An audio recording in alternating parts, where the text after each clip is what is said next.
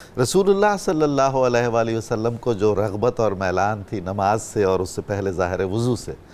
اور آپ حتی الامکان باوضو رہنے کی کوشش فرماتے تھے اور ترغیب بھی دلاتے تھے۔ صوفیاء کرام نے اسی پر عمل کیا اور بہت پسندیدہ ہے کہ زیادہ سے زیادہ آپ باوضو حالت میں رہیں، اس پر کچھ روشنی ڈالیے۔ بسم اللہ الرحمن الرحیم۔ حضور فخر عالم جان کائنات روح کائنات صلی اللہ علیہ وآلہ وسلم وہ عظیم الشان ہستی ہیں کہ جنہوں نے جو بھی عمل کیا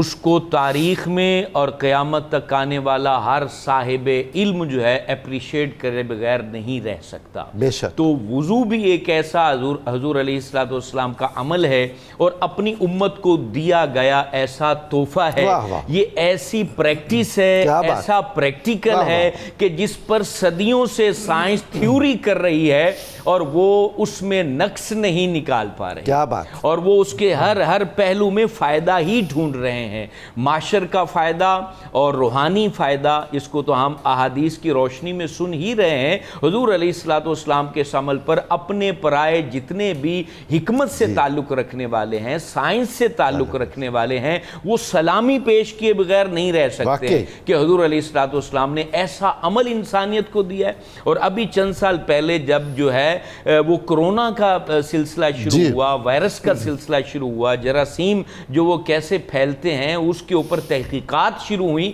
تو اس میں سب سے زیادہ اگر سائنس کے اوپر کوئی چیز اثر انداز ہوئی ہے اور متاثر کیا ہے اس کو، تو وہ وضو ہی ہے۔ کیونکہ حضور فخر عالم جان کائنات علیہ السلام نے جو وضو کرنا سکھایا کہ وضو یوں کرتے ہیں، اس میں دیکھیں کتنی عظیم الشان حکمت ہے اس میں کہ وہ آزاد ہوتے ہیں جو کھلے رہتے ہیں، اور اس میں وہ تمام جو ہے نا وہ سوراخ دھو دیے جاتے ہیں جس سے جو ہے وہ جراثیم بندے کے جسم کے اندر منتقل ہوتے ہیں۔ حضور علیہ السلام نے وہ ساری چیزیں، وہ ہم آگے چل کے سیکھیں گے کہ کیسے وضو کرنا سکھایا، کہ اس انداز سے وضو کرتے ہیں۔ حضور علیہ السلام جو ہے وہ ہمیشہ باوضو رہا کرتے تھے، کیونکہ نبی پاک جان کائنات صلی اللہ علیہ وسلم کا تعلق لمحہ لمحہ رب اعلیٰ کے ساتھ تھا۔ حضور علیہ السلام کے پاس ہر وقت جو ہے وہ فرشتے موجود رہتے تھے۔ نبی پاک جان کائنات کے وہ صحابہ بھی بڑے خوش نصیب ہیں جو نبی پاک علیہ السلام کی بارگاہ میں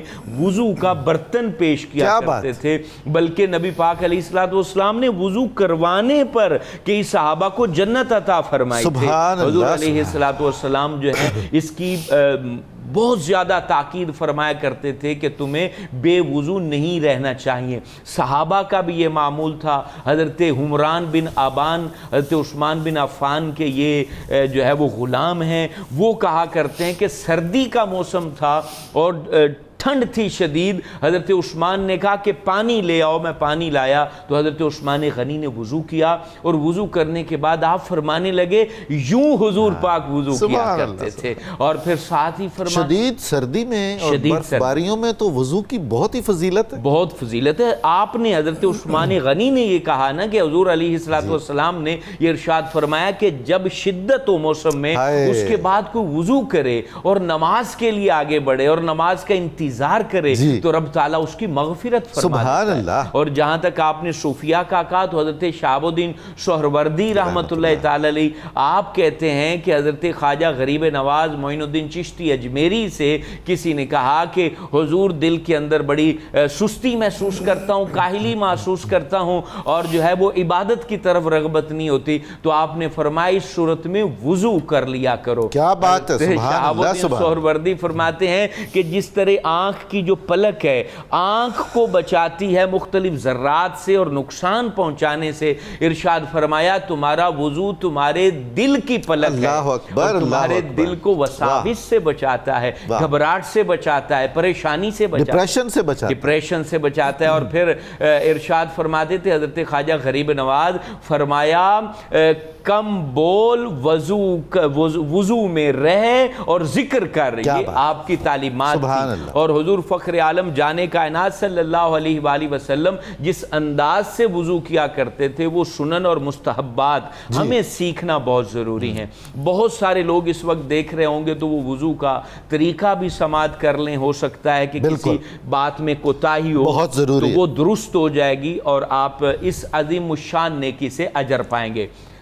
بعد میں کرتے ہیں ہم، آپ ارشاد فرمائیے۔ تو حضور فخر عالم جانے کائنات صلی اللہ علیہ وآلہ وسلم جب وضو فرماتے تھے تو صحابہ کہتے ہیں، اولیاء کاملین کہتے ہیں کہ مستحب طریقہ یہ ہے کہ آپ قبلہ رخ ہو کے بیٹھ جائیں، اس کے بعد آپ بسم اللہ الرحمن الرحیم پڑھیں، اور یہ بھی حدیث میں آیا جو شخص وضو سے پہلے بسم اللہ والحمد للہ یہ صرف 2 لفظ پڑھ لے تو وہ جب تک باوضو رہے گا فرشتے اس کے لیے نیکیاں لکھتے رہیں گے اور اس کا پورا وجود جو ہے وہ تسبیح شمار کرتا رہے گا۔ اس کے بعد جو ہے وہ کلی کریں اور پھر مسواک کریں۔ ایک سکھ ڈاکٹر لکھتا ہے کہ جو وضو کرے اور مسواک کرے اس کو منہ کا کینسر نہیں ہو کیا سکتا۔ بات ہے، اور پھر جو ہے مسواک کرنے کے بعد نبی پاک علیہ السلام نے کہا مجھے اگر اپنی امت پہ مشقت کا خیال نہ ہوتا تو میں مسواک کو بھی فرض قرار دے دیتا۔ مسواک کریں، پھر ناک میں پانی اوپر چڑھائیں، اگر آپ کا روزہ نہیں ہے تو نرم ہڈی تک آپ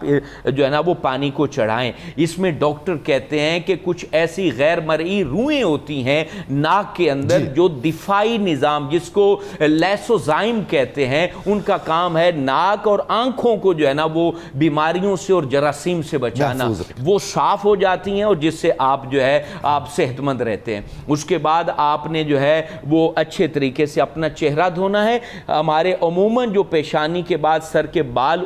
اگنا شروع ہوتے ہیں وہاں سے لے کر تھوڑی کے نیچے تک، ایک کان کی اس لو سے لے کے اس کان تک، اس کے درمیان جو چہرے کی ٹکلی ہے اس کو اچھے طریقے سے آپ نے دھونا ہے۔ گھنی داڑھی ہے تو اس کا اوپر سے دھو لیں، اور اگر آپ کی داڑھی ایسی ہے کہ اس سے نیچے گالیں نظر آتی ہیں تو گالوں کو بھی آپ دھوئیں گے۔ اس کے بعد جو ہے آپ اپنی دونوں بازو یعنی دونوں کونیاں جو ہیں آپ دھوئیں گے، کونیوں سمیت پورا بازو دھوئیں گے، اور اس کے بعد آپ سر کا مسح کریں گے۔ دونوں پیر جو ہیں وہ آپ ٹخنوں سمیت دھوئیں گے، انگلیوں کے درمیان خلال کریں گے۔ ہمارے پیارے آقا و مولا کتنے عظیم الشان نبی ہیں، فرمایا یہ جو کوہنیاں ہیں، خالی کوہنیوں کو